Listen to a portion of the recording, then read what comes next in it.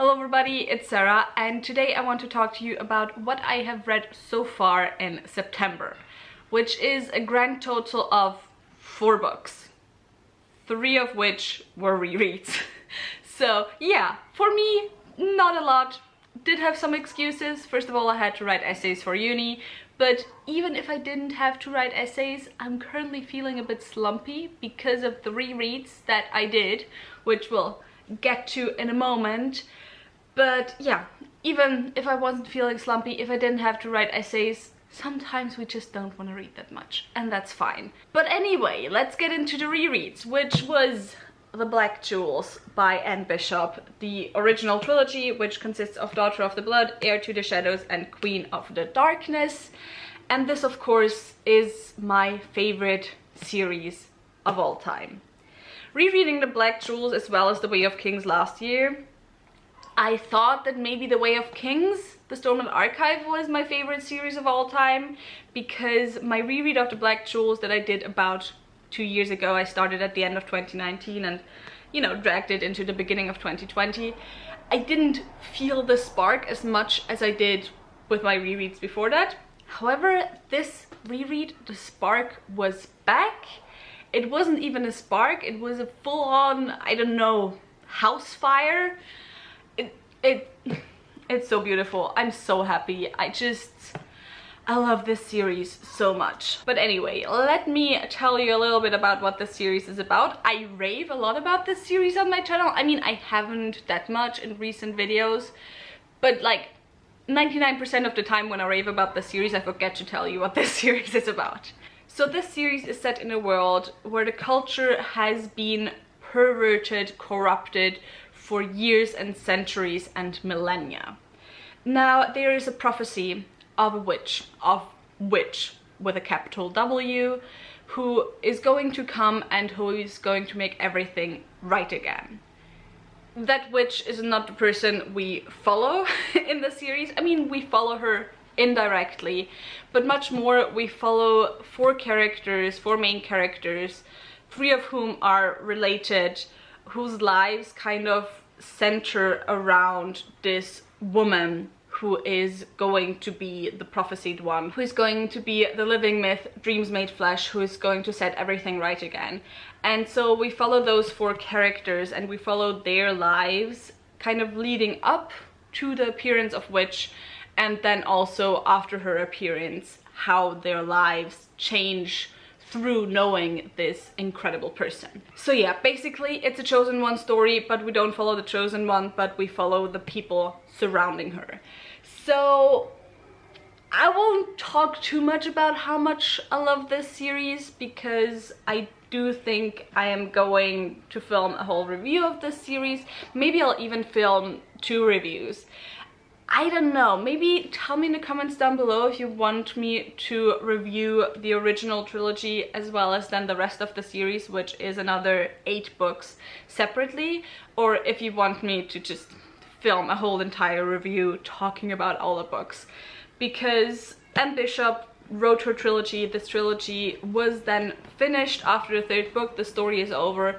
However, she continued following the characters from this series, just kind of showcasing them a little bit on the one hand in their daily lives, but then also facing different smaller challenges and so on, following some other people in the same world. And so there's a total of, so far, 8 more books in this series, the last of which I have not read yet. It came out this year and I'm just really embarrassed I haven't read it yet.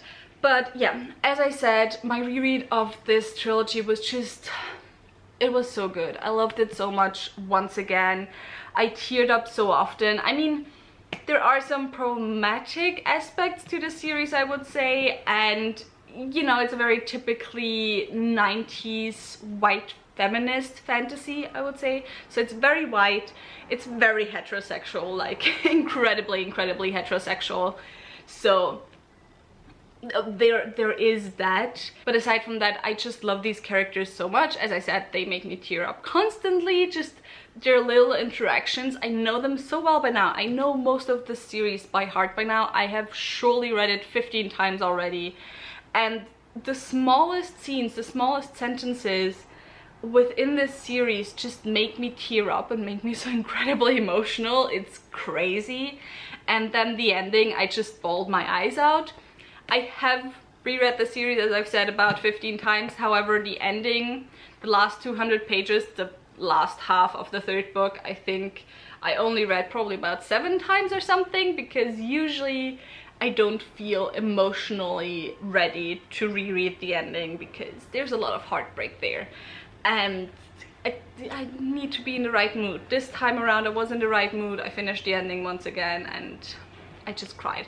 Also because every time I pick up this copy, I just gotta show you, it's literally, I don't know if you can see it, but it's literally just being held together by the, I don't know, plastic thingy film that I put all over it, because otherwise the first page would have just straight up fallen off. So yeah, that was my reread that I did in September so far. So then the one book that I read so far in September that is new to me is Sango Dimonis by Anna Zabini, which I would love to film a review on this so bad. But first of all, there's so many thoughts I have on this book and I do not know how to structure those thoughts, because it's just really hard to explain what this book is and what this book does. And it's very confusing to explain. I don't think I could properly put into words how amazing this book is. And then second of all, Anna Zabini is an Austrian author. This book was in German. It was published actually with quite a small indie Viennese publisher. And because of that, it is very unlikely that it will be translated soon or translated ever at all. And I don't know, it just feels kind of unfair to film a whole raving review of a book and then be like, sorry, y'all can't read this book. But yeah, also this book has a rainbow barcode, rainbow barcode at the end, which I just absolutely love, because this is quite a gay book. There's a bunch of gay people in there. So I will just use the excuse that I don't have any more books to talk about and that I can take my time to just rave about this book and gush about this book right now, because oh my god, it's so good. This is an urban fantasy set in Vienna, and I won't explain too much of the plot, but basically the world has been invaded by demons kind of, and they just possess humans and slowly kill humans. And then you have a group of people who fight those demons and kill the host bodies quite brutally sometimes, actually. And so we follow a bunch of those people who then fight against the demons. The reason why I won't go any more into plot and like what the plot of this book is because, well, I won't say this book has no plot. I would say this book in a way has no goal. It kind of has a starting point, it has an end point, and the way that's done is we kind of follow the story of one particular character. But, you know, in terms of, yeah, we have the end goal of completely ridding Earth of demons or something like that. There is no end goal like that. There is no common fight. There is no climax point where everything, you know, comes together. Not in a classical sense, at least. And honestly, I really love that. This book has such a unique way of telling the story. It is also not told in chronological order, which for me sometimes was confusing, because I gotta be honest, I do not read chapter headers titles. And the chapter headers here are always the dates and when this chapter is set, or when the beginning of this chapter is set.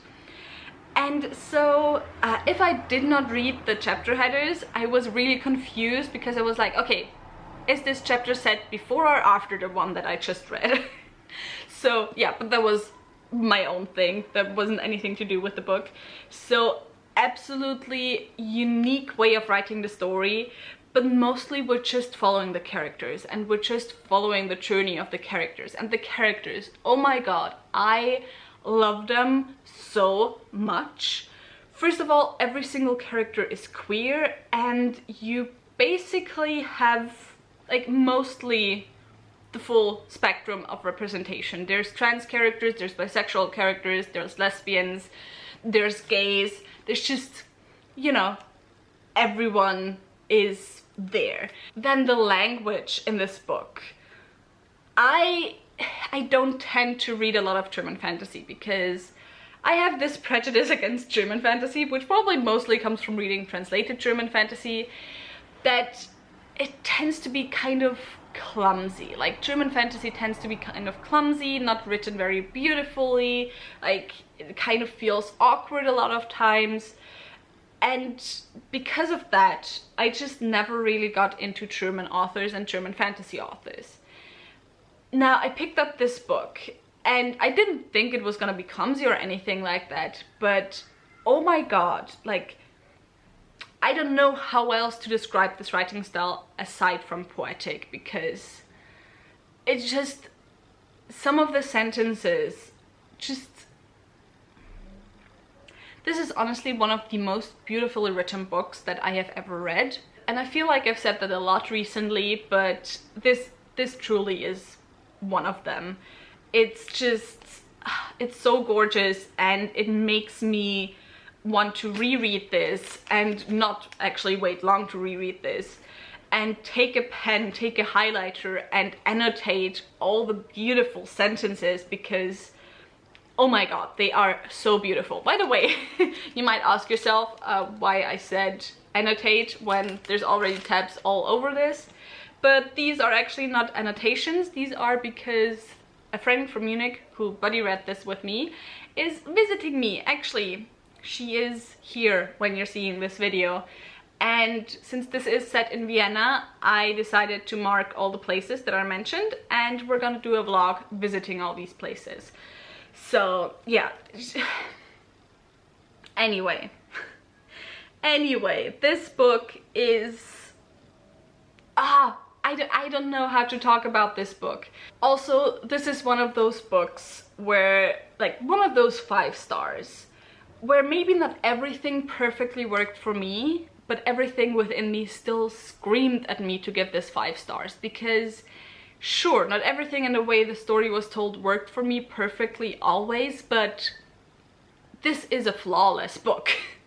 Like, it's so good. It's so good, and it makes me so angry, and it makes me so sad that this is never gonna get the audience that a lot of English titles get. And not because I think, you know, you need the English publishing market or English speaking publishing market for validation of a book, but just because it means less people will read this, and I want so many people to read this, and I think Anna Zabidi deserves so much recognition.